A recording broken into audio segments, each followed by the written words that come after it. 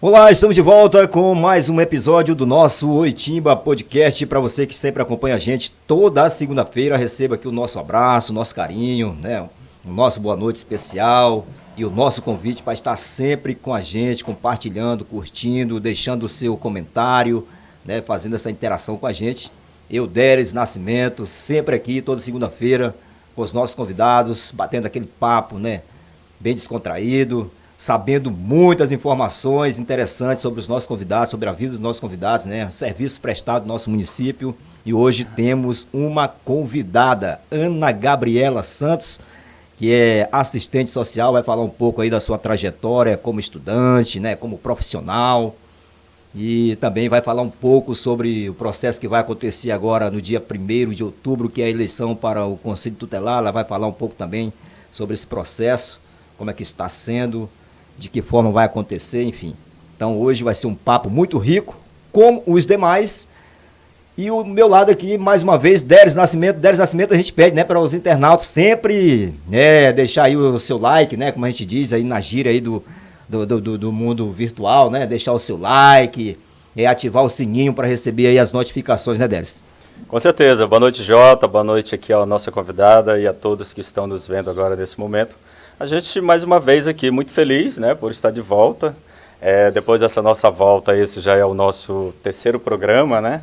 E a gente recebe muito mesmo o carinho dos internautas que sempre estão junto com a gente, nos assistindo.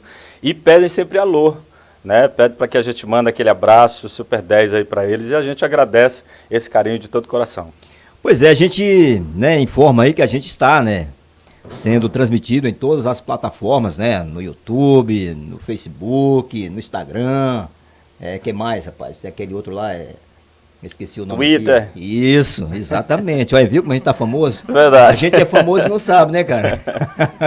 Ana Gabriela Santos, é um prazer receber você aqui no nosso Oitimba Podcast. Seja bem-vindo e faz aí uma breve apresentação. Vamos conhecer um pouco aí da sua história, da sua trajetória como estudante. Se apresente aí para o nosso público.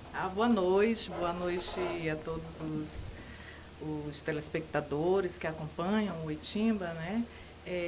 Os seguidores.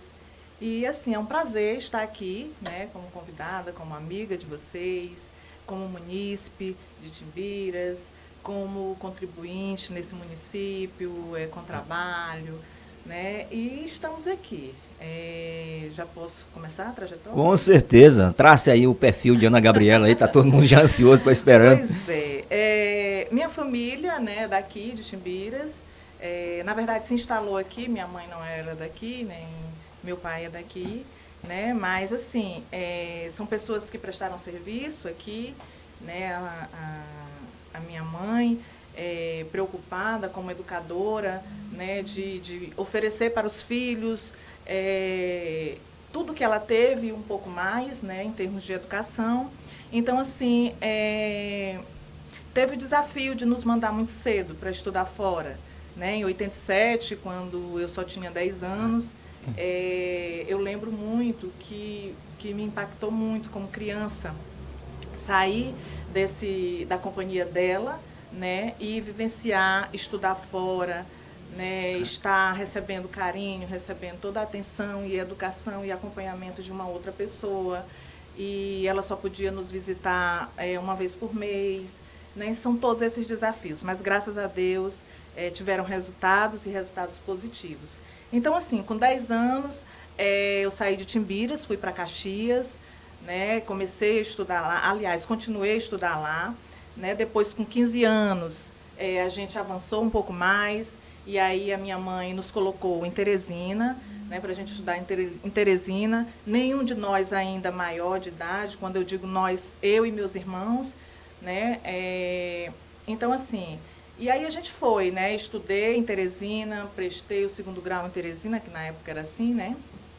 A gente não tinha 9º ano, não tinha todo esse formato que tem hoje, né? E nem em relação a vestibular, né? A gente também não tinha esse formato que tem hoje de Enem, a gente só tinha um vestibular nas universidades federais e universidades estaduais, né? Onde a gente tinha uma concorrência ampla, e prestava o vestibular, e aí, pela pontuação, você classificava ou não. E aí, fiz o 2º grau em Teresina, né? E prestei o vestibular na época, meu primeiro vestibular, mesmo depois do terceiro ano, na Universidade Federal, para a Universidade Federal do Piauí e para a Universidade Federal do Maranhão. Geralmente acontecia isso, os alunos se inscreviam nas universidades, nos vestibulares das regiões mais próximas, né, para fazer as tentativas. E aí escolhi fazer serviço social, né, fiz a inscrição tanto para a Federal do Piauí como para a Federal do Maranhão. Não passei na Federal do Piauí, passei na Federal do Maranhão. Aí o que acontece? Foi mais uma decisão desafiadora, né, que eu tive que tomar com pouca idade, porque pelos meus pais eu continuava no mesmo espaço em que meus irmãos estavam, né, que era lá Teresina, né, morando com eles e podendo ter esse acompanhamento mais próximo da minha mãe. Mas eu decidi que não, né, eu não queria fazer um cursinho para tentar novamente e conseguir passar no Piauí. Então eu fui para o Maranhão, fui para São Luís, né, e cursei a UFMA, cursei Serviço Social pela Universidade Federal do Maranhão. Foram 7 anos. Por que muitos anos? Né, porque a gente vivia tendo paralisações, greves, isso era corriqueiro, né, na nossa Universidade Federal. Então, assim, foi muito difícil, a gente tinha que buscar fazer cadeiras em outros cursos, cadeiras que eram compatíveis para ver se tu avançava, né, mas, enfim, consegui, né, e em 2002 graduei, formei e voltei. Em 2002 eu voltei, fui muito bem recebida pela minha cidade, né? E assim, eu dou graças a Deus por tudo isso, porque eu sempre me oportunizaram, né? A gente sabe que é tão difícil quando você sai de uma graduação superior, né? Você ter a primeira experiência, a concorrência hoje é muito forte, né? Sempre foi, cada época, considerando, né? Então, assim, eu tive a honra de trabalhar com a saudosa Dona Áurea, né, quando cheguei aqui. A assistência social não era nunca como é hoje, né? A gente teve muitos avanços dentro da política de assistência social. Então, assim, quando eu cheguei para trabalhar, ela me acolheu, me convidou. Ela, na época, era secretária de assistência social do filho, que era prefeito, né, o filho dela, o Dr. Robson. E aí, então, comecei a trabalhar sem vínculo fixo, né? Não era efetiva nem nada, não tinha concurso nem nada, mas dei minha contribuição junto à equipe da Secretaria de Assistência, que na época era bem menor do que a equipe de hoje, né? Até porque hoje a gente tem um sistema, né, que organiza todos os serviços da assistência, e isso foram avanços que a gente foi conseguindo com discussões, com todas essas conferências, com tudo que acontece dentro, né, do espaço das políticas públicas. Mas foi um momento que me oportunizou aprendizado, né, estando com ela, Dona Áurea, os trabalhos, os serviços com as famílias eram bem mais iniciantes do que o que se tem hoje, né? Nós tínhamos realmente famílias que realmente desconheciam os direitos que tinham e que têm, né? Se trabalhava muito essa questão da população, do usuário da política de assistência, entender que se davam coisas a eles e não se garantia direito, né? E esse é o desafio de nós profissionais dessa área, né? Fazer essas pessoas entender que elas têm direitos garantidos por lei, né? E que fazer ação social é diferente de fazer assistência social. Muito bem. Pelo que a gente está vendo, realmente vai ser muita história, viu? Muita história. Agora, Ana Gabriela, me permita me chamar você de Gabi. Gabi, tá? Porque fica até mais fácil, né? Gabi, você falou que foi muito nova, né, para Caxias, com 10 anos de idade. Como é que foi esse desafio de sair de um município pequeno, de Timbiras, para ir já para, digamos assim, um grande centro, né, que era Caxias na época? Como é que foi essa vivência, assim, com os irmãos, todos vocês ali, bastante pequeno, de uma certa forma? E outra coisa, só aproveitando o gancho aqui do Deres, aos cuidados de quem lá? Isso é importante, né? Quando a gente diz que foi para os cuidados de outra pessoa, é importante que a gente diga quem é essa pessoa, né? E assim, é uma pessoa que até hoje marca as nossas vidas, minha e de meus irmãos, né? E que está no meio da gente ainda, que a gente tem uma convivência com ela ainda. e assim, vale muito bem falar dela. Então, assim, com 10 anos, Timbiras naquela época não tinha a dimensão populacional que tem hoje, né? Claro, 87 para hoje. Então, assim, existia o transporte Timbiras, que era o ônibus Timbiras. Sim. Então, assim, o motorista... Já cheguei a conhecer. O motorista... As pessoas... Todo mundo se conhecia aqui em Timbiras, tinha uma certa relação de intimidade, de confiança, né? E não tinha essa legislação de que tem hoje da criança e do adolescente, de toda essa restrição em viagens, e isso e aquilo. Então, o que é que acontece? Ela me colocou no ônibus, Nossa. aos cuidados, mas também faz muito tempo que eu não lembro se realmente eu fui aos cuidados de uma pessoa durante essa viagem ou se foi realmente só do motorista. Só do motorista. E essa que a gente a chamava de madrinha, Dindinha, ela estava nos esperando lá em Caxias já, lá nesse ponto do ônibus, e aí ao descer ela deu continuidade aos cuidados, né? Então foi com ela, era praticamente uma irmã da minha mãe, foi criada junto com a minha mãe, né? E a consideração é essa, né? Então assim, foi um momento muito importante essa fase. Claro, toda criança chora muito, né? Essa separação do seu espaço familiar, né, que você estava acostumado, das suas amizades, daquele espaço que era seu, para um espaço novo, onde você não vai ter o calor de mãe, o calor de pai, né? Mas graças a Deus teve essa pessoa, né, que a gente considera como irmã da minha mãe, e que foi essencial, foi brilhante, nos proporcionou conhecimentos que marcaram as nossas vidas, que foram pontuais para nós. E assim, a gente só tem a agradecer. E esses 7 anos de faculdade já saindo de um centro e indo para outro, como foi isso? Pois é, aí mais uma luta, né? Porque vai para São Luís ficar onde? Como? Né? Casa de estudante? Não. Como é que é isso? Não tinha casa de estudante para feminina, não tinha nada disso. E aí, vamos ver se tem algum parente. Então, assim, eu fui morar com pessoas que eu nunca tinha tido contato. São meus parentes, inclusive de sangue, né? Como a gente diz, como tem o de coração, tem o sanguíneo, né? Então, assim, era um primo do meu pai, né? E aí eu fui para a casa dele. E lá, durante esse período de universidade, tem aquela história, né? Às vezes é melhor você morar com um estranho do que morar com um parente, mas não.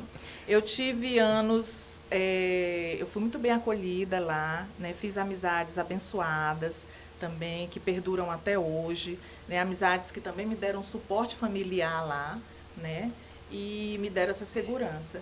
Mas, assim, eu acho que eu fui forte, porque com pouca idade eu tomei uma decisão crucial, que me levou para o caminho que eu realmente queria, embora talvez até eu tivesse dúvida, mas eu arrisquei.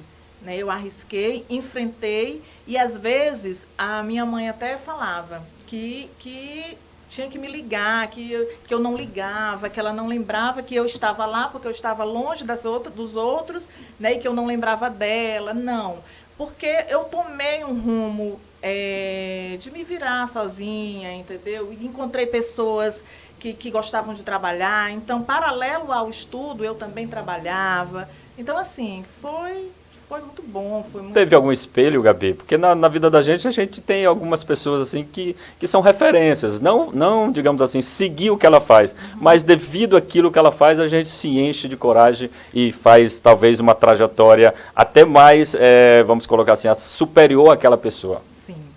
A experiência de vida da minha mãe, que ela sempre contou pra gente, entendeu? Ela sempre conversou. Lá em casa a gente sempre teve essa conversa abertamente. E eu também tenho hoje com os meus filhos.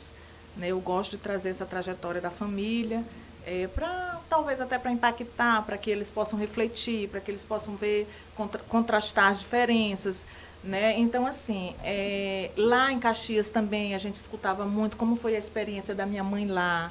Né? Minha mãe trabalhou muito para conseguir chegar onde chegou, né? E a gente sabe que foi uma educadora brilhante, que foi uma pessoa que fez a história em Timbiras, né? E eu tenho orgulho disso. Então, assim, a história dela me fez impulsionar, né? Me fez impulsionar. Voltar, depois da decisão que eu tinha tomado, porque ela não queria que eu fosse.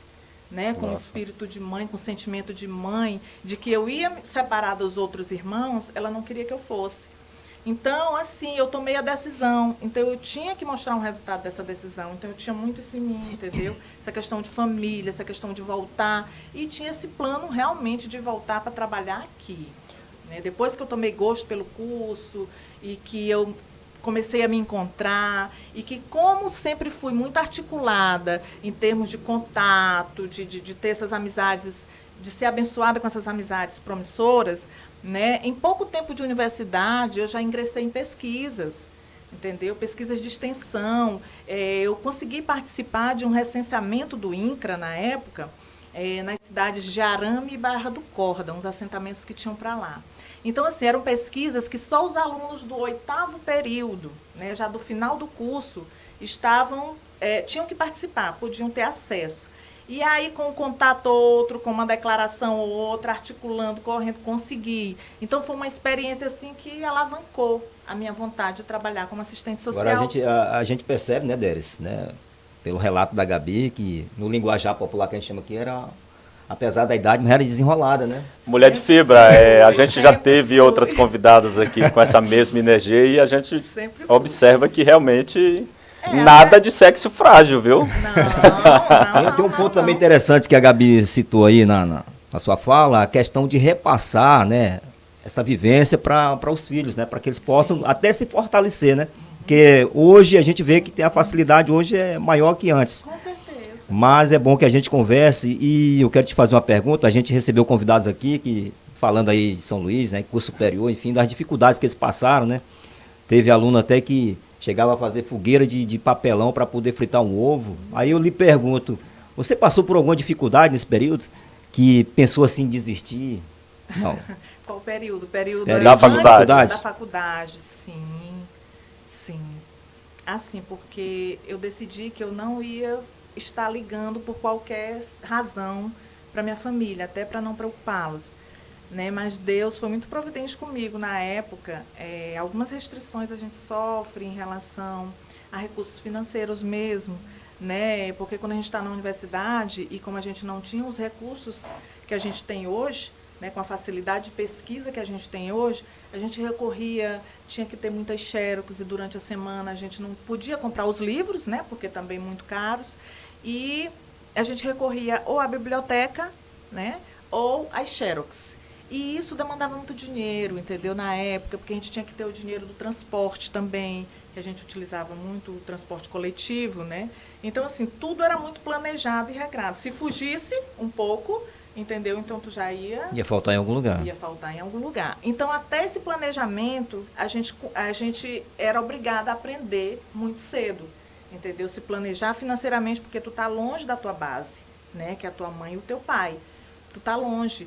Então, assim, é como eu disse, eu consegui encontrar pessoas, Deus me colocou para conhecer pessoas que me acolheram, que me deram ideias, que disseram, não, vamos lá, entendeu? Vamos insistir, não desiste, vai dar certo. São palavras positivas, palavras de incentivo, pessoas que somam contigo.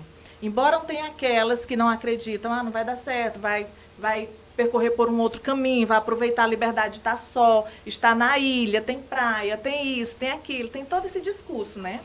Mas, assim, quando a gente tem foco e quando a gente tem uma história que a gente quer fazer diferente e quer mostrar que pode ser diferente, a gente acredita e vai em frente. Pelo que eu observei, Gabi, na sua época, você, com pouca idade, né, de uma certa forma, encarou a universidade com pouca idade também, e, assim... mulher, né, que no período que você está nos contando aqui, que fez a universidade, creio que não é fácil, até pela história que você já está contando aqui, realmente não é fácil. Você acha que esse jeito que você tem de se comunicar, de ser desinibida, de focar naquilo que você quer, isso ajudou muito a você superar, digamos assim, os obstáculos que iam aparecendo? Porque a gente pode observar que a gente é no estado do Maranhão, né? E naquela época tinha coisa que muita situação, mesmo na capital, não era aceita quando era proposta por alguma mulher. Ainda mais adolescente, digamos assim, jovem. Né? São desafios que melhoraram com o tempo, né? com as conquistas, né, dos direitos e tudo. Mas, assim, é como você falou, é você se comunicar, você trabalhar você ser humilde para dizer, eu não sei, eu quero aprender, entendeu? Então, eu sei, vai buscar, mesmo que se tu não soubesse, entendeu? Mas tu tem o interesse de buscar, para tu poder te sobressair, entendeu? É tudo isso, é não desistir, é não deixar de acreditar, né? Agora, Gabi, com relação à sua formação, era o que você queria ou foi o que apareceu a oportunidade que apareceu na época? Pois é, naquele tempo, eu lembro muito, quando a gente estava no ensino médio, né, segundo grau, a gente não tinha tanta oportunidade de saber como era cada profissão, né? Como eu vejo hoje, as escolas levam os profissionais para palestrar, né, eles têm todo um acesso que eles podem pesquisar, como é que o profissional, quais são as atribuições dos profissionais. A gente não tinha isso, a gente tinha que estudar. Não te interrompendo, mas até que no nosso município a gente tem a visita inspiração, né, do pré-vestibular de todos. Muito bom aquilo lá. Então, assim, a gente não tinha isso, né? E, eu vou ser bem sincera, a escolha, ela foi aleatória, né? Claro, eu tinha consciência do que eu estudava, né, e tudo isso. A gente falava-se muito pouco sobre cursos, sobre profissões, mas eu escolhi aleatoriamente, mas acho que foi uma escolha acertada. Tudo na minha vida, eu sou grata, porque assim, foi o caminho certo, tá? Então, depois de estar na universidade, eu só me encontrei, eu nunca me desencontrei, entendeu? Então, isso foi muito bom, porque eu fui me encontrando e fui participando de coisas que eu nem imaginava que eu pudesse estar acessando, estar participando. Eu tive experiências tão exitosas, entendeu? Experiências que me fizeram crescer como pessoa, né? Que me fizeram ter profissionalismo até nas atitudes, né? No comportamento. Então, assim... Tem alguma saudade da universidade? Tem. Que poderia lembrar aqui pra gente alguma história, alguma coisa? Tem os momentos. Legal. Até o estudante. Os momentos acadêmicos, que né? não tem dinheiro, que vive no limite para xerox, para alimentação, para tudo, tem os momentos das diversões, né? Tem os momentos dos envolvimentos nos movimentos estudantis, né? Que ensinam muito a gente. E eu me envolvia muito nesses movimentos estudantis. Ele ensina a gente a ser articulado, a gente defender uma causa, a gente buscar por aquilo e acrescenta, né? Para mim acrescentou. Então tinha as caloradas também, né? A gente não tinha tanto essas questões das universidades particulares como tem hoje, né? Eram só as federais, estaduais, muito pouco se falava em universidade particular, né? Ou você entrava na federal ou na estadual. E aí a gente tinha muito esse corporativismo entre alunos, né? De fazer essas vibes, assim, quando eu digo vibes, né? Entrando já dá para entender. Né? Pois é. Então, assim, a gente tinha, assim, esses momentos de descontração, né? Dentro da vida acadêmica. Agora, num desses movimentos, né, estudantis era o GEST, né? Você participou do GEST. Fala um pouco como foi nessa época, o que você trouxe, fez de positivo, né? Também foi, acrescentou. Né? Assim, porque quando você está longe da família, tem todos esses percalços, né? E que você se une a outras pessoas que também estão estudando, que estão na mesma situação que você, que são da mesma cidade que você, te fortalece, né? Porque final de semana, por exemplo, você não tem muito o que fazer tendo uma vida limitada, regrada dessa, né? Então, assim, na época em que eu saí de Caxias e a gente foi morar em Timon, né, para poder estudar em Teresina, nós nos juntamos, né? Outros alunos também eram daqui de Timbiras, né? Inclusive um número considerável, né? Então, assim, a gente sempre se encontrava, né, para estar compartilhando alegrias, para estar planejando alguma coisa, né? E digo até que a gente compartilhava mais diversão do que até estar planejando alguma coisa para fazer aqui em Timbiras. Mas a intenção do grupo era essa que eu lembro, né? Era a gente trabalhar alguma causa que trouxesse uma mudança impactante ou nos jovens aqui em Timbiras, que a gente não tinha muitos projetos naquela época, né? Então, se nós como estudantes lá poderíamos trazer com o conhecimento que a gente tinha, né, em relação a outros que não podiam ter esse acesso a esse ensino, né, e que ficavam aqui, a gente se reunia, né, a gente tinha o nosso calendário de reuniões, nós, estudantes timbirenses que moravam lá em Timon, Teresina, então a gente se reunia e a gente fez muitas coisas aqui em Timbiras, né? Eu lembro que a gente fez uma ação planejada, tudo nosso era muito planejado, né? E a gente fez uma palestra, tipo uma mini conferência, né, sobre sexualidade na adolescência. E aí eu lembro que a gente trouxe um sociólogo para estar falando desse tema, né? A gente fez uma mobilização. Olha só, nós todos estudantes já entendendo de mobilizar, porque mobilizar você tem que ter profissionalismo para mobilizar. Você, não é qualquer pessoa que consegue sensibilizar e convencer um público a participar do seu evento, a participar do que você quer. Né? Então, assim, a gente era muito articulado com isso, entendeu? E a gente mobilizou o público escolar para estar participando. Nessa época foi na Câmara, né, dos Vereadores. E eu lembro que a gente teve a fala do nosso secretário de Saúde da época, que era o doutor Antônio Borba, né? E ele teve uma participação nesse momento. Então, assim, a gente trouxe nesse momento uma discussão de uma temática importante, né? E que tenho certeza que ficou alguma semente dessa ideia aqui. A gente também se organizava para trazer diversão. Eu lembro que as férias de julho, né, coincidia para a maioria, então a gente planejava um evento esportivo em julho, a gente fazia os jogos de férias, né, competitivos, com premiações, e era muito esperado, né?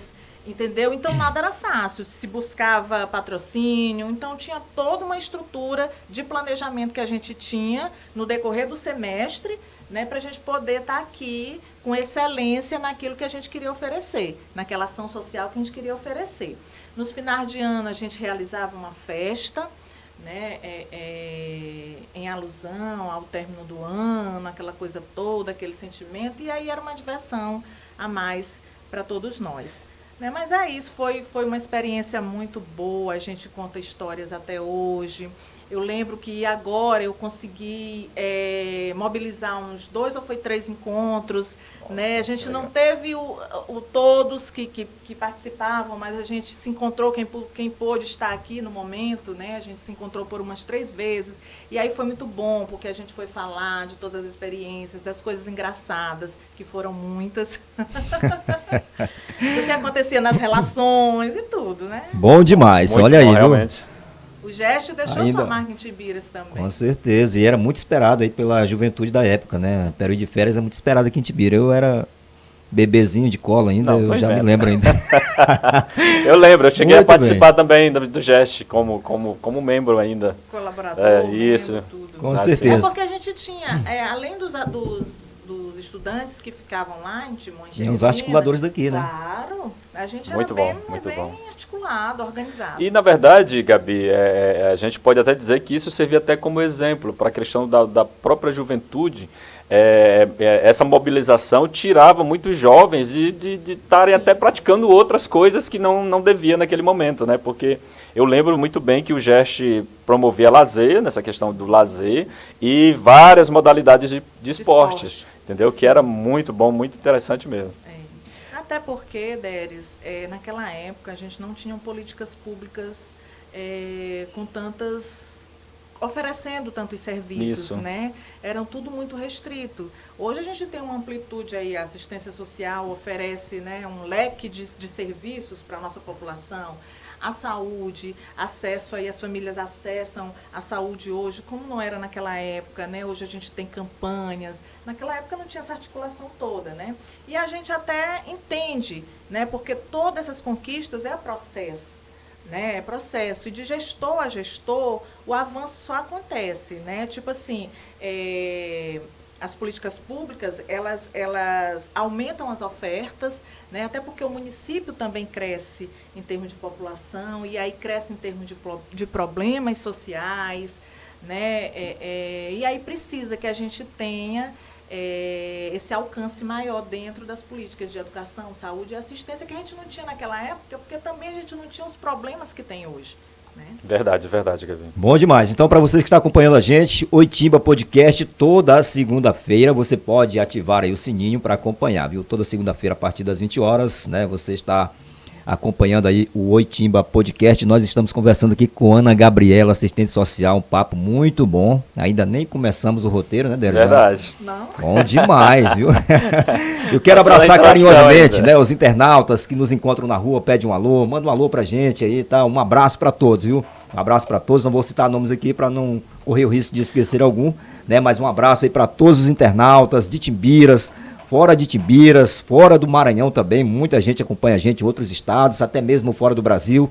Receba aqui o nosso abraço e não esqueça, espalhe aí o nosso link para que outras pessoas também possam acompanhar o nosso bate-papo semanal toda segunda-feira aqui através da Oitimba TV. Agora eu tenho uma curiosidade, inclusive eu já até perguntei, né, para um assistente social, numa oportunidade, se faz parte do protocolo, né? Vocês serem assim muito bem munidas de informações, né? Conversar bem, isso faz parte do protocolo de vocês, ser comunicativo, né? Assim, com as pessoas, né? Prende as pessoas. Faz a fala, né? A articulação, o olhar, entendeu? Tudo isso está dentro do que o profissional de serviço social tem que ter, né? Tem que buscar.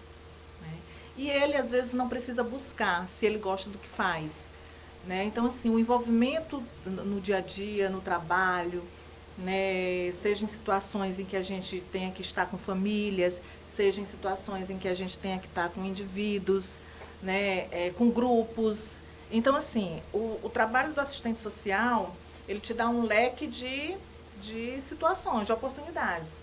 Né? Então, essas vivências te trazem esse comodismo de conseguir, entendeu? Interagir, conseguir falar, né? Porque assim, a nossa prática é a fala, né? A maior. É a fala, né? A gente precisa ter o conhecimento para poder levar até essa família, para poder fazer essa família acessar o direito que tem, né? A gente precisa ter todo esse conteúdo da legislação, né, da criança e do adolescente, todo esse conteúdo, na verdade é estudo mesmo. Hoje toda profissão, né, toda profissão é nobre, toda profissão tem que ter realmente essa dedicação do estudo. Né? Por quê? Porque hoje a gente vive em torno de legislações, né, e mudam muito. Né? São resoluções, então a gente precisa estar antenada, precisa estar a par, tem que estudar, tem que buscar, porque se tu tem segurança do que tu vai resolver, do que tu vai falar, né? Tu chega num grupo, claro que tu vai saber o que é que tu vai resolver ali naquele grupo, né? Então tu tem que te preparar, tu tem no dia a dia da nossa profissão, né? A gente estuda praticamente todo dia, né? A gente estuda nas nossas salas em secretarias, a gente estuda nas nossas salas em hospitais, né? A gente estuda em todo espaço de trabalho da gente, né? Nos trabalhos com famílias, nas visitas domiciliares, né? Tem gente que acha que fazer uma visita domiciliar se faz de forma simples. Não, né? Tem método para isso, né? E o profissional, ele aprende parte disso na academia, na universidade, né? E a prática, ela vem fechar tudo isso. O que me chama a atenção também, Déris, é esse controle emocional, né? Essa calmaria, aí, né? que eu ia fazer de uma certa já forma. Pensou você chegar, né, numa visita dessa, já encontra uma pessoa estressada, e o assistente social também estressado, não funciona, né? Tem que estar ali para acalmar. Porque assim, Gabi, uma coisa puxa a outra, essa questão de assistência social e tudo, a gente vê que é muito raro a gente encontrar uma pessoa que é assistente, que está na área, que não se comunica bem, né? A questão da comunicação, por exemplo, eu aqui, junto com o Jota, a gente começou praticamente do zero por curiosidade, né? Já temos hoje cursos, né? Já fizemos cursos, já nos aprimoramos e tal.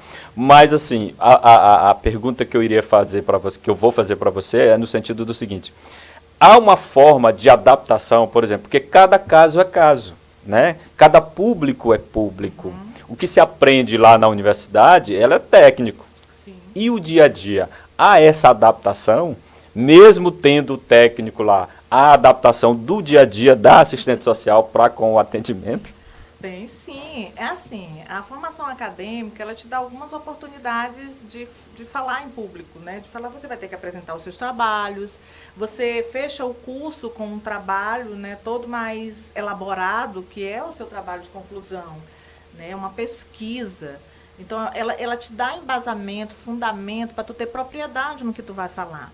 Né? E hoje a assistência social, ela não funciona em espaço nenhum com um profissional, entendeu? Nós não trabalhamos de forma centralizada, é uma política que não se pode trabalhar de forma centralizada. Nem tem como, nem condições humanas de se fazer isso. Quando eu cheguei em Timbiras, em 2002, se tinha como fazer isso, porque nós não tínhamos um sistema que a gente tem hoje. Né? Hoje a gente tem o SUAS. Né? Então, assim, o nosso sistema, ele é lindo, ele organiza a política de assistência social de forma muito elaborada, organizativa. A básica trabalha com a prevenção, com a prevenção, a especial trabalha com a proteção, entendeu? Então, todo esse caráter é estudado, né, hoje nas universidades, claro. Na época que eu fiz a serviço social, não se tinha, eu tenho certeza, disciplinas que tem hoje, porque ele tem que acompanhar o processo da política pública de assistência social também.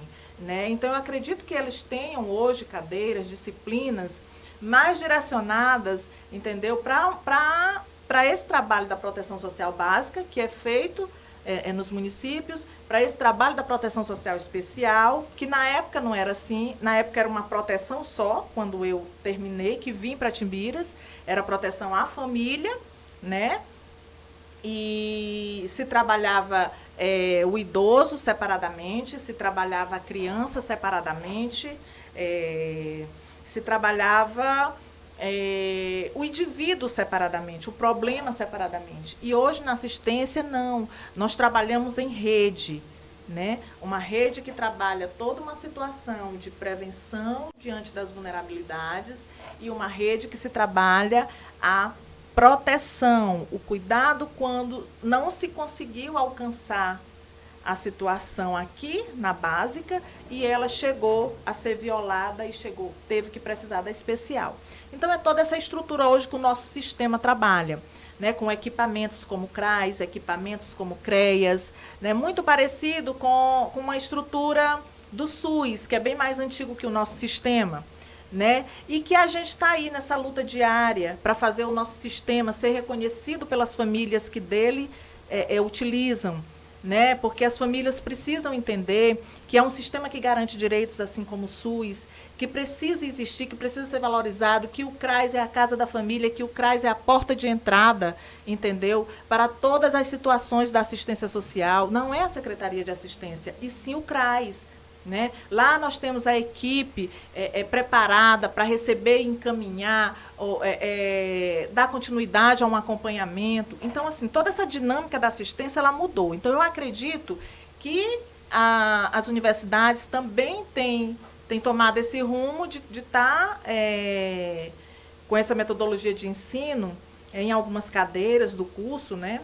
Acredito que muitas foram extintas, que eram da minha época, mas hoje deve estar reformulado os cursos, né? A grade curricular deve ser outra, e eles devem ter essa prática lá, né? Porque na época a gente não precisava tanto, não tínhamos esse sistema estruturado dessa forma. Mas eu acredito que a grade curricular das universidades de serviço social hoje já trabalha isso, essa dinâmica de como o assistente social, do que ele vai encontrar, né? E a gente, na minha época, não, era muita teoria, entendeu? E, claro, que ela serve bastante, né? Nos dá norte para muita coisa. Mas hoje a assistência social tem uma outra fotografia, é um outro funcionamento. Você acha, por exemplo, Gabi, você já é uma profissional de gabarito, já há um bom tempo, né? No sentido de que tem uma larga experiência, digamos assim. O que você acha que mudou hoje? Aqui a gente vai falar agora de município. O que você acha que mudou, né, nessa questão dos profissionais da área de assistência social para a época que você começou? digamos assim, começou a atuar dentro de Timbiras e para os profissionais que tem hoje? O que você acha que mudou? Deixa eu aproveitar também nessa aqui, questão da Délis, evolução do... complementar a sua pergunta, já complementando a sua pergunta também, deixa eu acrescentar mais aqui um ponto.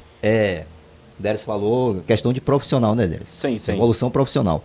E eu te pergunto a evolução do serviço social no município, desde 2002 até os dias de hoje, que você aponta assim que esse foi o marco do serviço social em Timbiras. Pois é. A gente vê hoje aí e fica feliz, né? Quem pôde estar naquele momento de 2002, né? Na verdade, foi o primeiro concurso que Timbiras teve para serviço social, né? E graças a Deus eu consegui ficar na vaga, né? Então, assim, em 2003, comecei a trabalhar como assistente social efetiva, né, o que já me trouxe um outro direcionamento, uma outra segurança, né, e um outro formato para eu estar conduzindo o trabalho. Mas, assim, naquela época, tudo era muito centralizado, né? Centralizava-se tudo na gestora, na secretária de assistência, né? Inclusive, na época, acontecia muita confusão do nome da política de assistência social. Muitos diziam, é a Secretaria de Ação Social. Né? A diferença dessas terminologias ainda não era ainda clara para as pessoas. Né? E esse era um desafio nosso, fazer essas famílias entenderem que elas eram famílias que tinham direitos garantidos. Né? E que nós, enquanto políticas públicas, deveríamos conceder e não dar.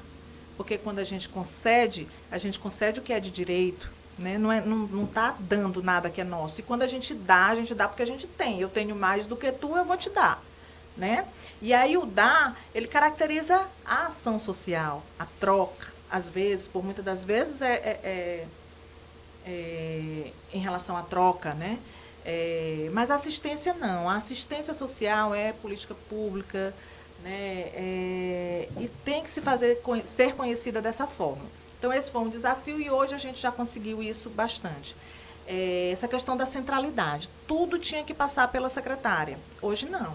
Hoje a gente tem um sistema, como eu já falei, né? E esse sistema organiza para descentralizar e fazer os serviços acontecerem e não ter a morosidade que tinha antigamente.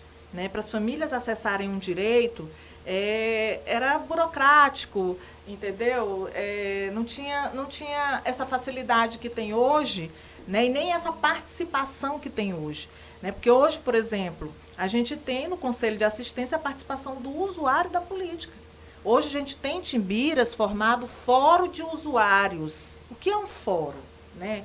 É um espaço, é um avanço, é um espaço onde os usuários da política, usuários do Bolsa Família, usuários do Serviço de Convivência, usuários do CRAS, né, de toda a política de assistência, eles se reúnem, né, eles têm um calendário de reunião e eles têm participação, eles têm cadeiras dentro do Conselho de Assistência, né, que é o conselho que fiscaliza, que monitora, que acompanha toda a execução da política que é feita pelo poder público. Então, assim, o usuário hoje participa das discussões, o usuário hoje é chamado para as conferências.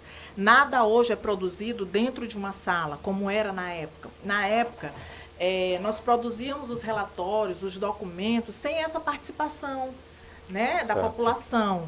Né? A gente, é como se não interessasse a opinião deles, né? Mais ou menos assim. Então, assim, hoje nós temos essa participação popular, é obrigatório, eles são conscientes disso, entendeu? Eles participam das discussões, eles estão mais empoderados de conhecimento sobre os direitos que têm, né? E isso é avanço. Né? Isso é avanço porque Timbiras, desde então, nunca deixou de realizar nenhuma conferência de assistência. Né? Então, assim, tanto pela obrigatoriedade, mesmo que tem que fazer, né, tem algumas etapas que a política de assistência social, assim como as outras políticas, tem que realizar no município. Né? E esse momento da conferência, ele traz essas discussões da assistência, traz a participação do povo, né? E é isso. A gente tem também, na época, não tínhamos tantos profissionais da área, né? Terminava que um assistente social dava conta de uma secretaria de assistência social, porque sobrecarregava, né? só existia eu. Naquela época, nós não tínhamos um cadastro único desse. É certo que não tínhamos. Né? E nem o número de famílias e nem o número de problemas que temos hoje. Mas tínhamos. A gente tínhamos vulnerabilidades. Né? Elas sempre existiram. Né? E assim, mas o quadro de pessoal que existia na Secretaria de Assistência, ele dava conta. Porque nós trabalhávamos de forma centralizada, não tinha o atendimento, eu fazia todos os atendimentos. Quer dizer, eu não dava conta hoje se eu fosse fazer todos os atendimentos da assistência hoje, não tinha condição humana que pudesse fazer isso. Né? Então, assim, com a organização de toda a política e com a instauração desse sistema, que veio trazer toda essa estrutura organizacional, houve a necessidade da gente ter mais profissionais. Né? E hoje, Timbiras, em relação a outros municípios, porque a gente sempre está em contato, está participando de alguma coisa com outros municípios, a gente está bem na frente em relação aos serviços que são oferecidos, as equipes, todos estão com equipes completas, entendeu? Tem as assistentes sociais em todos os serviços. Se houver necessidade do psicólogo, tem o psicólogo, temos advogados, temos pedagogo, entendeu? Então, assim, a gente tem essa mistura de profissionais que se faz necessário dentro da nossa política. Né? E nenhum espaço e nenhum serviço nosso está desfalcado. Então, assim, isso é muito bom, né? Esse comprometimento que existe em relação à política pública de assistência social, porque a gente só deseja, enquanto profissional, enquanto munícipe, enquanto pessoa que já viu muitas famílias saírem de situações de vulnerabilidade e não precisarem mais acessar a política de assistência, isso é muito bom. Você andar nas ruas de Timbiras, você às vezes está num espaço de discussão e alguém chegar e te tocar e dizer, você fez parte de uma mudança na minha vida. Então isso é muito bom. Às vezes são pessoas que tu não lembra o nome, que tu não lembra, mas aquilo ali te faz ganhar o dia, entendeu? Uma orientação que você deu, que empoderou aquela pessoa em busca de acessar algo que é de direito dela, entendeu? Nos fortalece, né? Nos faz maior e melhor. Com certeza. Agora, Gabi, uma pergunta aqui, já pegando um gancho aí da sua fala. Você citou aí vários avanços, né? Muitos serviços, muitos profissionais, né? Envolvidos nessa questão do serviço social aqui em Timbiras, mas eu te pergunto, ainda tem alguma coisa a melhorar na sua visão para que possa, né, garantir mais direitos às pessoas? Tem sim. Naquela época, nós não tínhamos articulação nenhuma em rede. E é de extrema importância, porque nenhuma política pública resolve só. Nenhuma. Eu hoje trabalho em duas políticas públicas, a saúde, né, e a assistência social. E assim, nas duas, a gente sempre vai precisar da rede fortalecida. O que é a rede fortalecida? É a rede de justiça, né? É a política pública de saúde, a política pública de educação. Por quê? Porque a família que a gente atende, ela é a mesma para todas as políticas. A assistência não tem a família só dela, a saúde não tem a família só dela. Ninguém vai conseguir resolver só. Né? Então, por isso que hoje, o foco do nosso trabalho dentro da assistência social, a centralidade na família e não só resolver o problema do indivíduo, nos traz essa necessidade desse fortalecimento do trabalho em rede, né? Que melhorou bastante. Tivemos um avanço, hoje a gente tem secretarias articulando, nos conselhos, entendeu? A participação de todas as secretarias, que são os momentos de discussões, são os momentos da parceria num evento teu, uma campanha tua, tu ter, entendeu? Então é isso, um atendimento, a resolutividade de uma coisa que às vezes tu precisa da justiça, entendeu? Então assim, o município ele precisa entender que ele funciona como uma rede e que se em qualquer momento, em qualquer situação de atendimento, alguém dessa rede deixar de colaborar, vai quebrar. Nós não vamos conseguir. Né? Então, assim, por muitas vezes eu presto um atendimento no hospital, uma orientação, que eu preciso estar desse apoio da rede aqui do município, né? No caso lá, porque é o Hospital do Estado. né? Então, assim, intercalando para que um ajude o outro e a gente consiga, entendeu, fazer com que aquela família tenha o problema resolvido. Agora, Gabi, Então, esse trabalho de rede, ele é muito difícil. Embora a gente tenha muitas discussões, embora hoje se cobre muito que todos os serviços estejam articulados, mas mais por conta de alguns profissionais, entendeu, que não têm esse entendimento e que termina atrapalhando o processo. Ok. O que a gente pode observar, Gabi, primeiramente eu quero te dar os parabéns, porque assim, o objetivo do programa sempre foi esse, de trazer esse tipo de informação, né, para as pessoas que estão vendo a gente, porque às vezes ninguém sabe, ninguém fica atento no sentido de tão grande a importância do momento como esse, com essas explicações, tá certo? E a gente pôde ver que o bate-papo acabou de começar, mas que você já trouxe um leque de informações que, se a gente fosse ao pouco começar a pesquisar, a gente ia passar dias e dias aí para poder ter essas informações. Você falou numa questão interessante aí, na questão do serviço social na saúde. E aí, como você, né, presta serviço além do município, né, pela prefeitura, você também presta serviço lá no hospital, que é do estado. E aí, me explica um pouco sobre como é que é o serviço social de um hospital. Quem são as pessoas que precisam desse serviço? Sim. Em primeiro lugar, o paciente, né? Da hora que ele entra até o momento da sua alta hospitalar. Então, assim, o serviço social, muita gente diz, é o coração de tal lugar, é o coração do hospital. Hoje, nós trabalhamos muito em caráter multidisciplinar, né?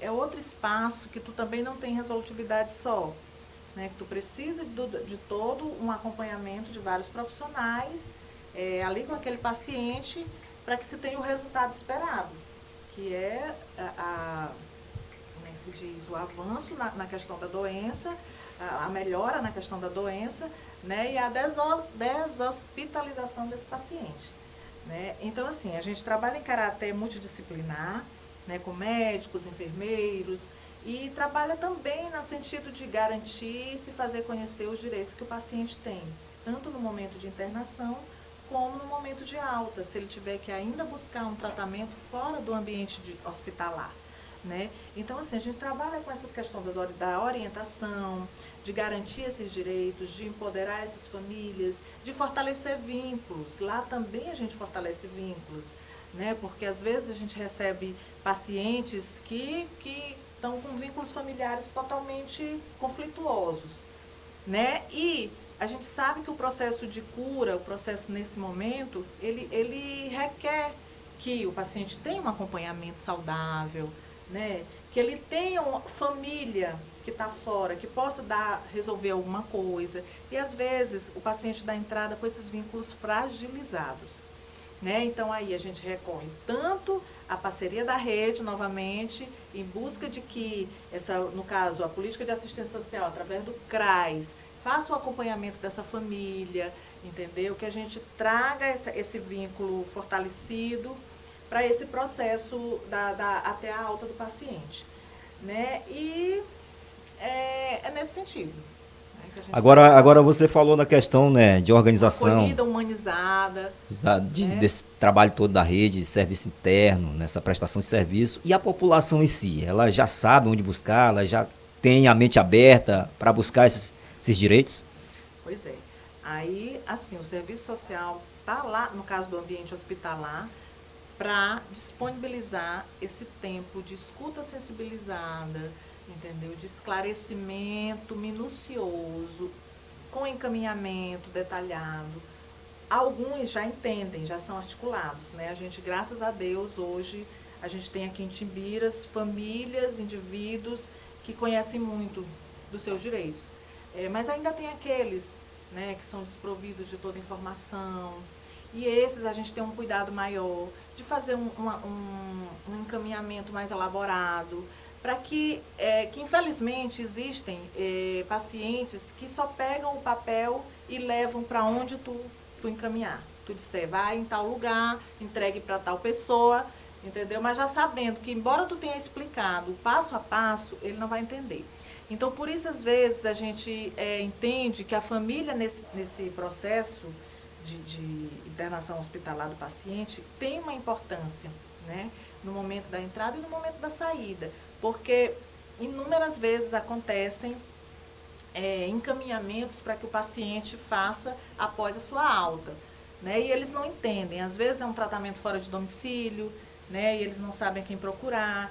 Então, assim, o serviço social se utiliza muito disso, entendeu? De prestar essa orientação certa, essa orientação que facilite a vida desse paciente, né, garantindo, claro, um direito que ele tem, né, e nós, profissionais dessa área, né, que temos esse conhecimento, precisamos fazer, ter essa sensibilidade, ter esse cuidado de deixar o paciente fortalecido do que ele vai buscar, né, até para que ele não desista do tratamento, né, são várias situações, ainda tem isso. A gente faz as nossas visitas ao leito, né, a gente também termina fazendo um trabalho psicossocial junto à psicologia dentro do hospital, né, junto com o psicólogo. Então, assim, a gente está sempre junto, né, para poder garantir que o paciente tenha a sua saúde restabelecida. Gabi, não sei se essa é a forma correta de indagar, digamos assim. Assim, há uma escala nessa questão da vulnerabilidade das famílias? Há uma crescente, uma baixa? Como é que se mede isso? Ou não sei se é a forma correta que eu estou perguntando isso.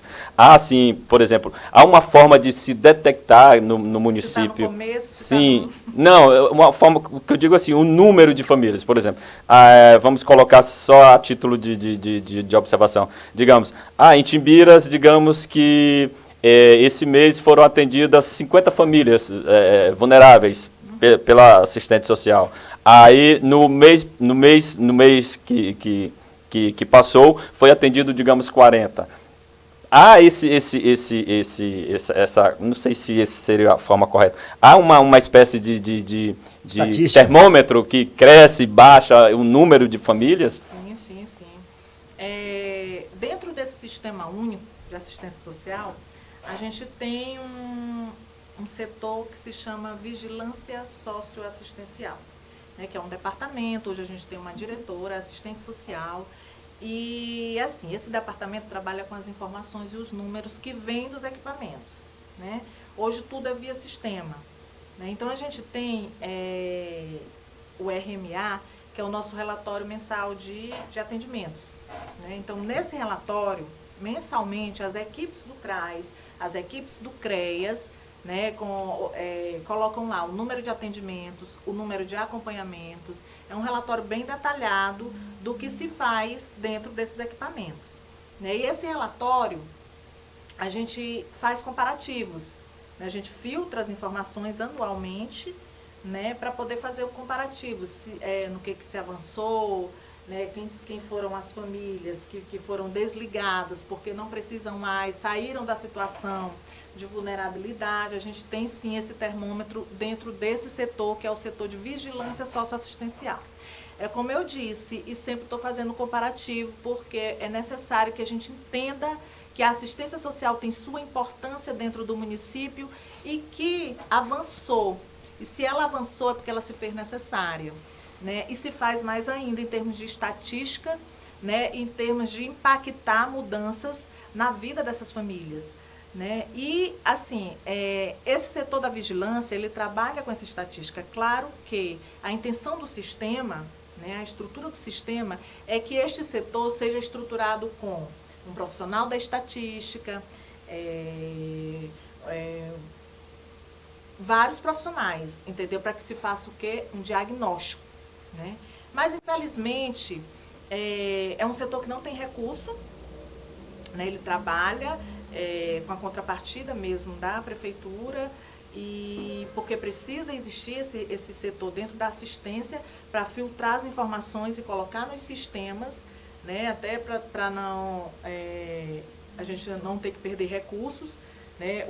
Brasília precisa saber, o governo federal precisa saber como é que os municípios estão, né? Quais são as metas atendidas, até por conta de prestação de conta dos convênios que recebe, né?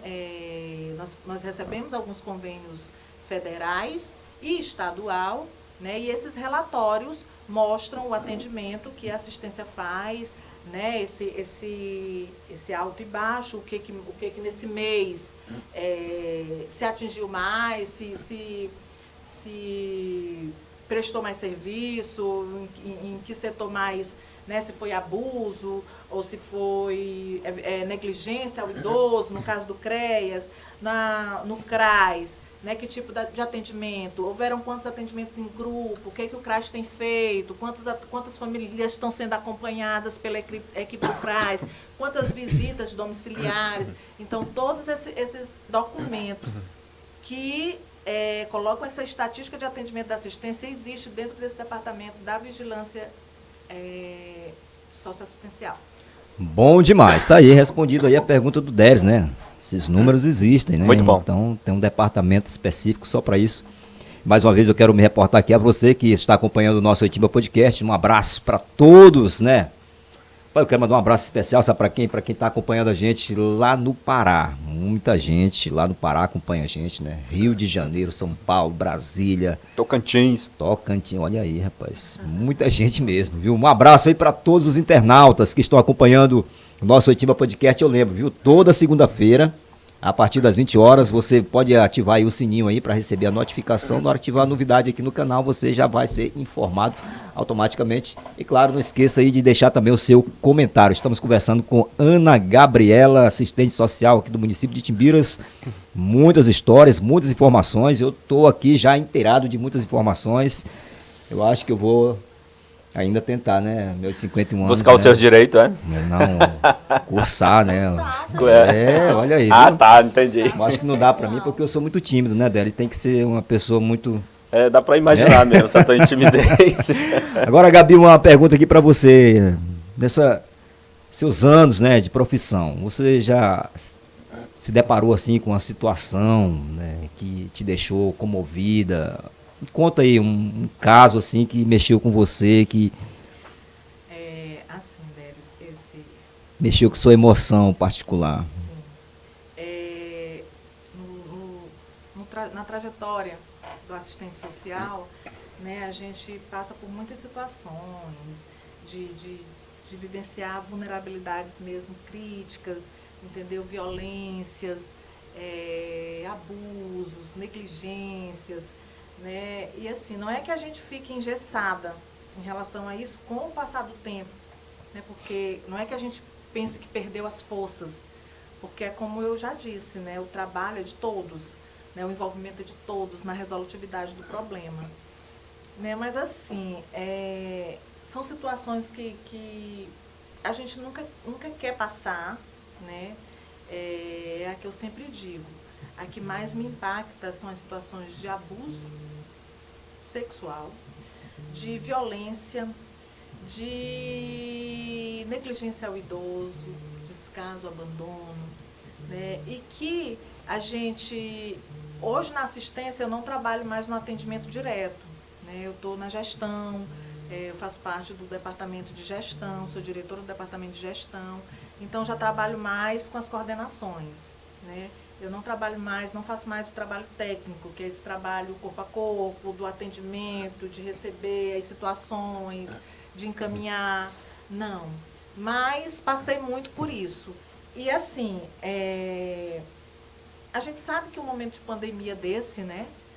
Você que trabalha com serviço social, que é esse trabalho de contato, que é esse trabalho que você às vezes precisa tocar para dar complementariedade ao teu trabalho, entendeu? Segurança ao teu usuário que tu está atendendo, porque eu utilizo muito dessa questão do toque. Eu acredito muito que ele dá segurança para o usuário de que vai dar certo, de que a gente está ali para contribuir, entendeu? E a pandemia, ela nos trouxe esse afastamento.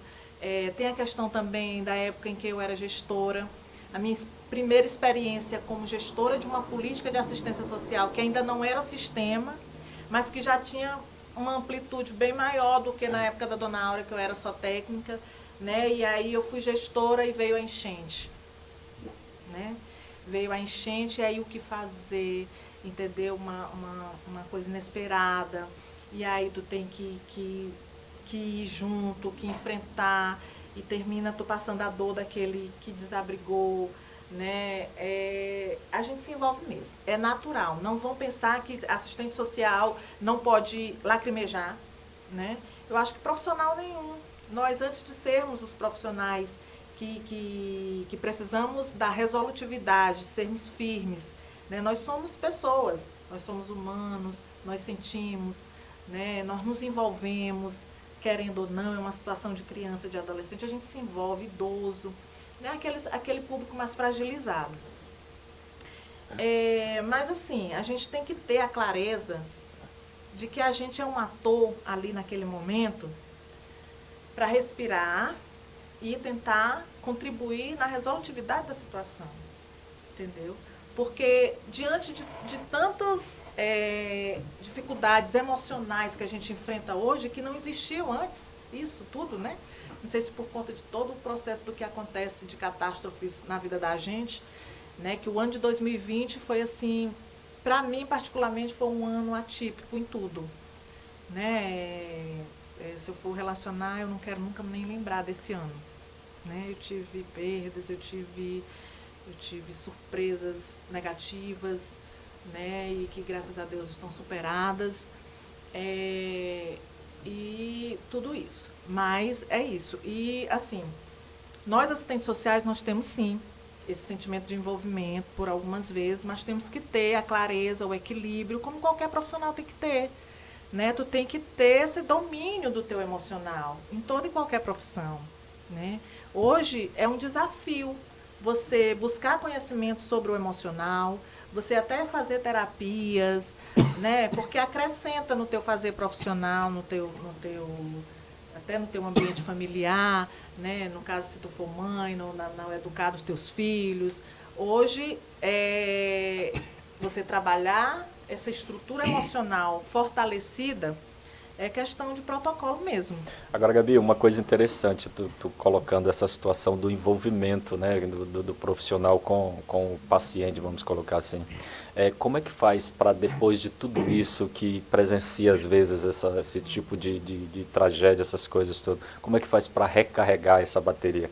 Tem um momento especial assim que a Gabi vai para algum lugar, faz alguma coisa? Eu tenho vida, tenho a vida da Gabi sem ser assistente social, né? Assim, porque tu sai do teu ambiente de trabalho, né, como se tu vestisse uma nova roupagem dentro da tua casa, porque tu já não é mais só, né?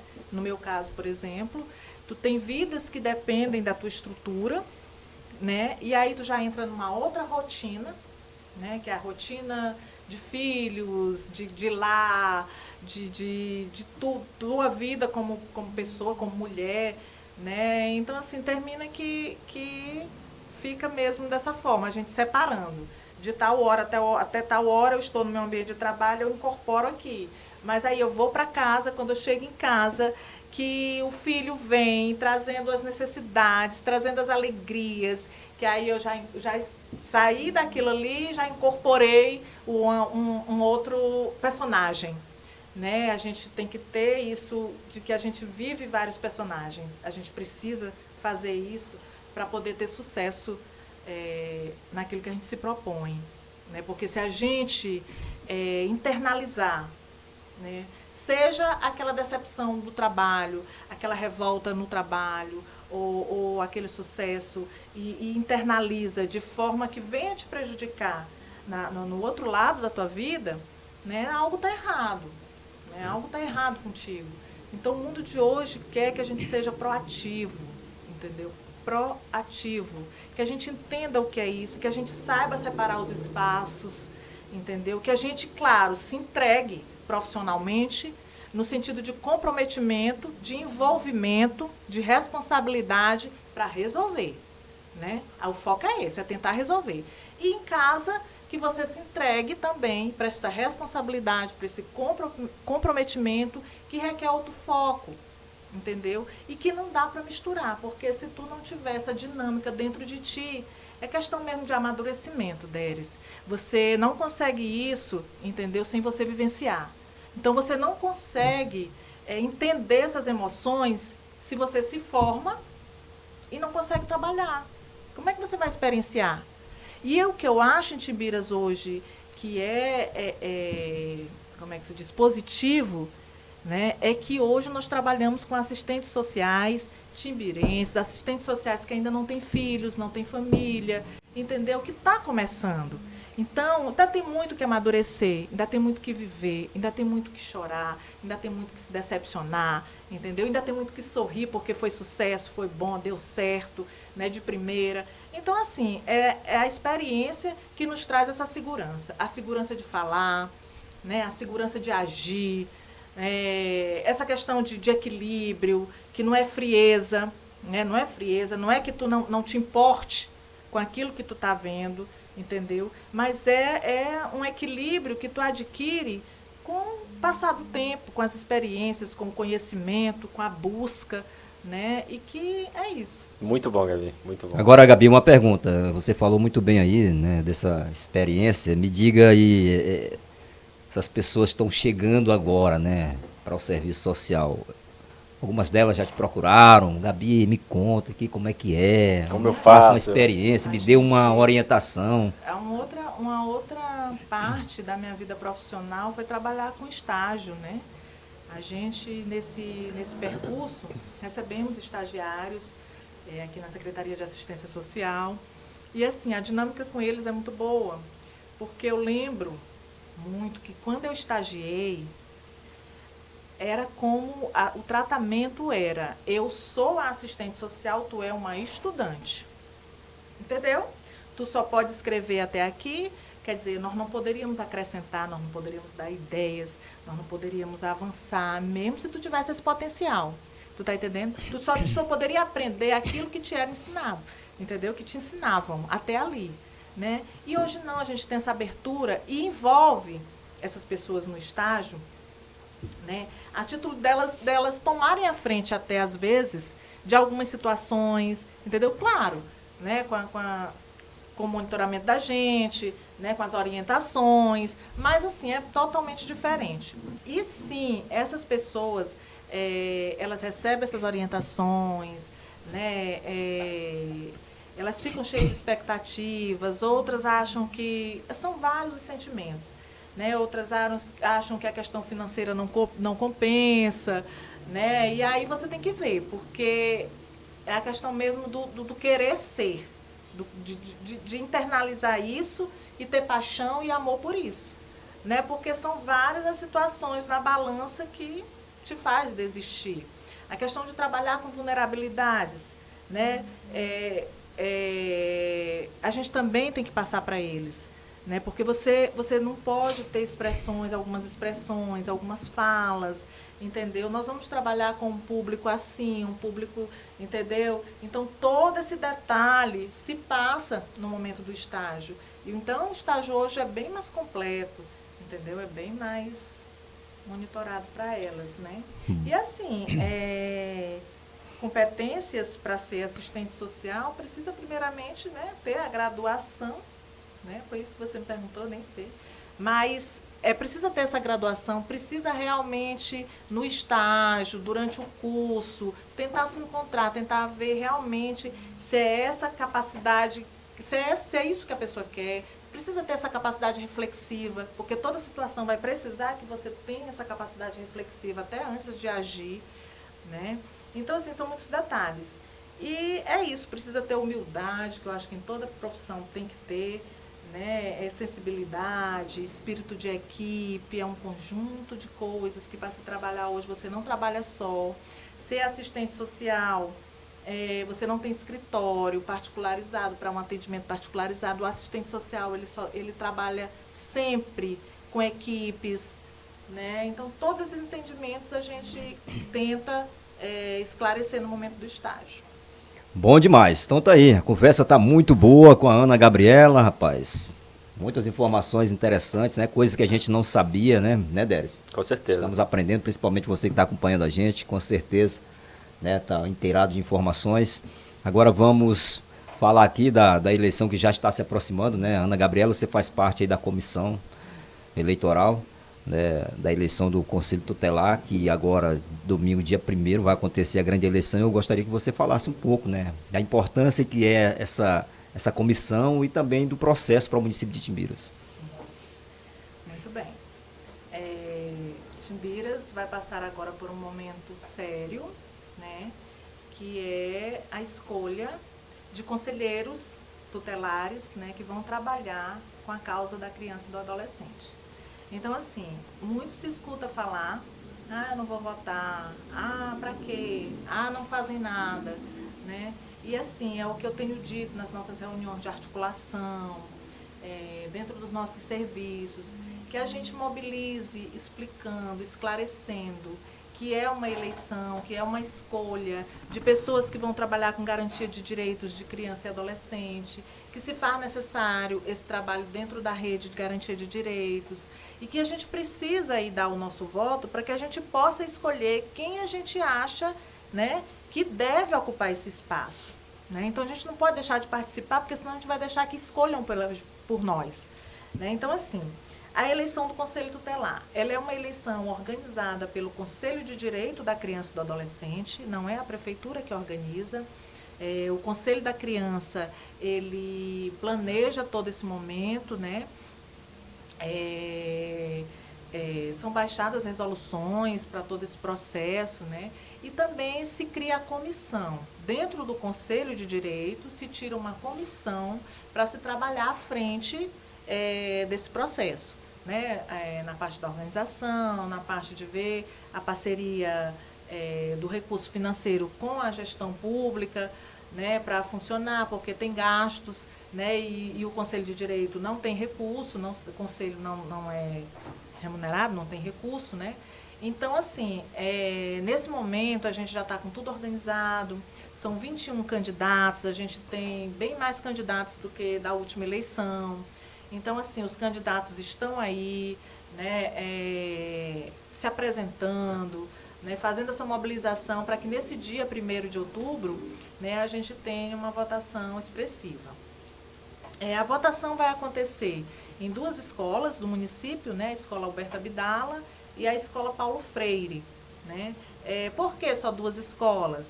Né, assim, a gente unifica junto com a parceria do Tribunal Regional Eleitoral, né, a gente unifica as sessões para facilitar o processo. Claro que a gente sabe que nós não vamos receber o número de eleitores que se recebe numa eleição normal, né, que é uma eleição bem mais reduzida. Então, assim, nós não temos também um suporte para trabalhar com todas as sessões que funcionam no município, suporte financeiro nem suporte humano para isso. Então, assim, as 2 escolas vão estar organizadas. O Alberto Abdala vão funcionar 3 salas. Nessas 3 salas vão funcionar algumas sessões do município. E aí, como eu vou saber onde votar? Nessas escolas, e os candidatos também já estão munidos dessa informação, de onde cada eleitor vai votar, para poder já ir informando para o seu eleitor. E lá no dia da votação, como são 2 escolas próximas, né, nós vamos ter fiscais de escola, né, e nós também, comissão e conselheiros de direitos, né? A gente vai estar lá com essa relação das 3 salas do Alberto Abdala e a relação das 4 salas do Paulo Freire, onde vai concentrar mais sessões, porque lá é um espaço bem maior, né? E aí já está tudo dividido, né? Tudo está sendo repassado em tempo real para os candidatos, para que eles possam ajudar a gente nessa divulgação, para que a gente não tenha tumulto nesse dia, né? Para que as pessoas a maioria já saiba qual escola vai votar, né? E quando chegar na escola só vai ser direcionado para a sala, então já vai ser um trabalho mais rápido, né, para que o processo ocorra da melhor forma possível. E é isso, a gente vai ter o ponto de apoio na Câmara, né, onde vai estar os advogados, onde vai estar o presidente da comissão, onde vai estar o Ministério Público, né, e o processo é assim. Às 17 horas, quando encerrar a votação... Né, começa às 7 ou às 8? Começa às 8. 8 horas da manhã. Tem dúvidas também, alguns eleitores têm dúvidas no que levar no dia da eleição. Que documento levar? Tá. Hoje a gente tem os documentos digitais, né? Você pode apresentar, a maioria dos eleitores já votam com a digital, né?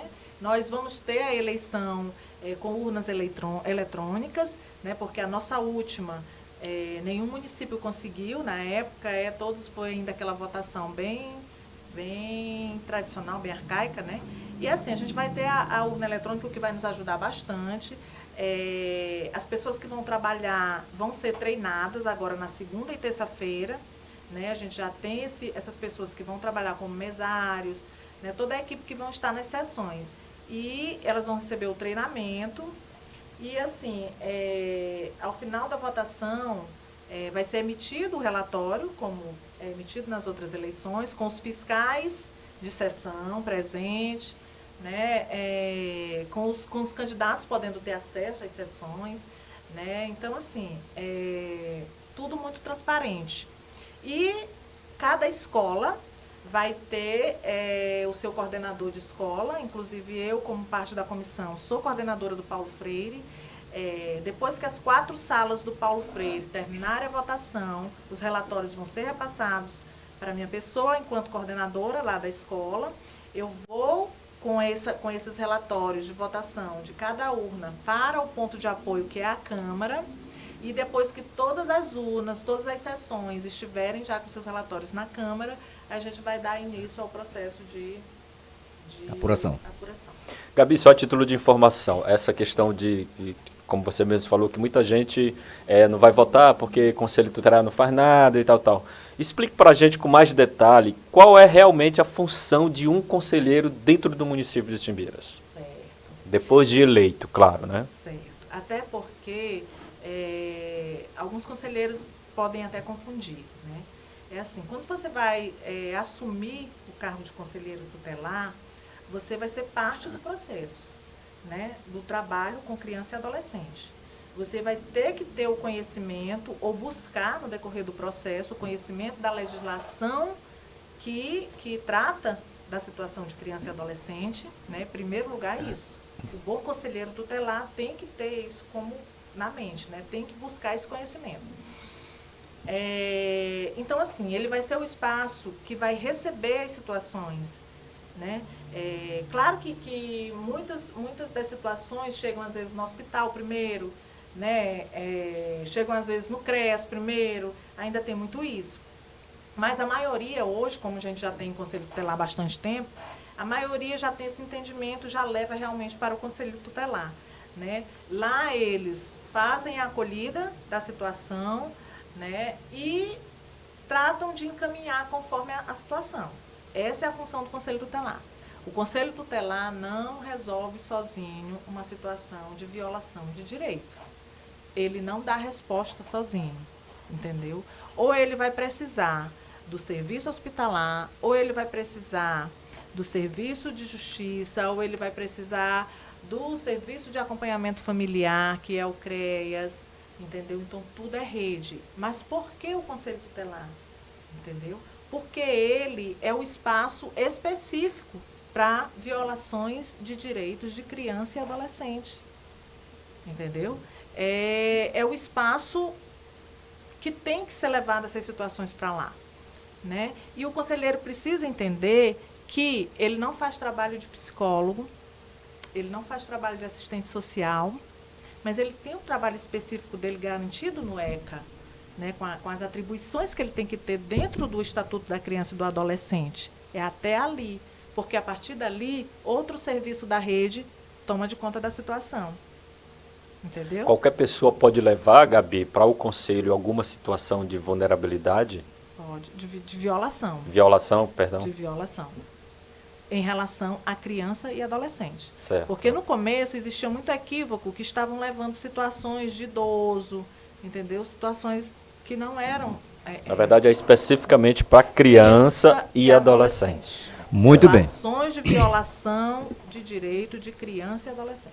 Agora, Gabi, só para a gente finalizar essa questão da eleição do Conselho, que vai acontecer agora no dia 1º, reforçasse, né, para a população, né, o convite, a importância de estar lá participando, né, o horário, procurar qual escola, vai ter o processo de votação, depois a apuração logo em seguida, e a posse vai ser quando? Janeiro? Eu não sei te dizer, porque tem uns protocolos para isso, Jota. Mas, assim, com tudo que terminou esse processo todo, logo nos primeiros dias, eu creio, viu?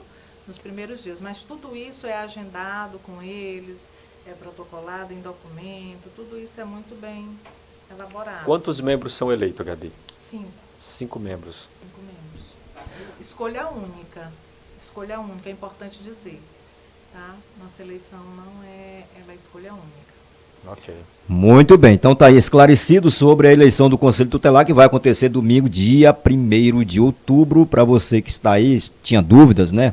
Se ainda ficou alguma dúvida, procure a Ana Gabriela, né? O pessoal da comissão, né, eleitoral, para tirar essas dúvidas e, claro, vá lá, né, votar, que é muito importante, como já citou aqui a nossa convidada. Muito bom bate-papo, nosso tempo já estourando, né, Gabi? Mas a gente abre aqui um espaço para a sua mensagem, né? Principalmente para as pessoas que querem ingressar nessa carreira de serviço social, qual a mensagem que você deixa? E, claro, aproveitar também já para agradecer a sua presença aqui. Certo. Assim, dizer que toda profissão é nobre, né? E que o importante é que você exerça o que você faz com compromisso, com responsabilidade, se dedicando, né? E que o importante é trabalhar com felicidade, trabalhar em busca de ser feliz e não em busca de enriquecer.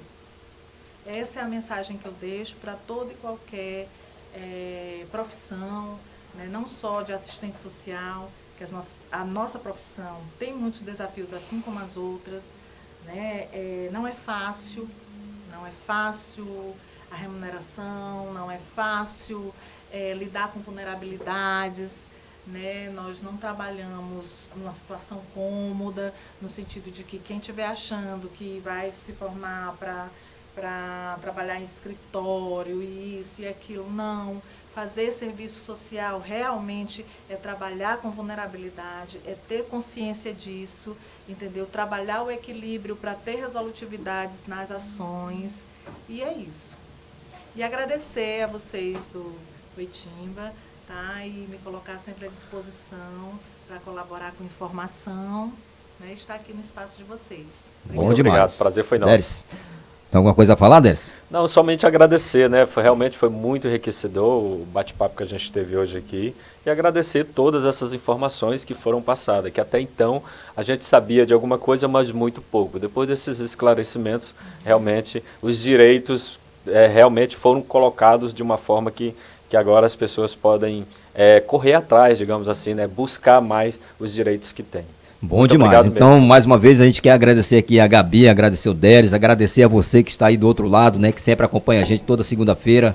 Não esqueça, segunda-feira, a partir das 20 horas, pode conectar aí no seu tablet, notebook, celular, enfim. Até na TV, no YouTube, né, para acompanhar, para a gente ficar mais bonito, mais grandão, né? Mais bonitão, né, Deres? Tá certo. Cheião, assim, né? Verdade. Vai dividir a tela. Bom demais. Então, um abraço a todos, muito obrigado pela companhia e até a próxima segunda-feira com muito mais bate-papo aqui no nosso Oitimba Podcast.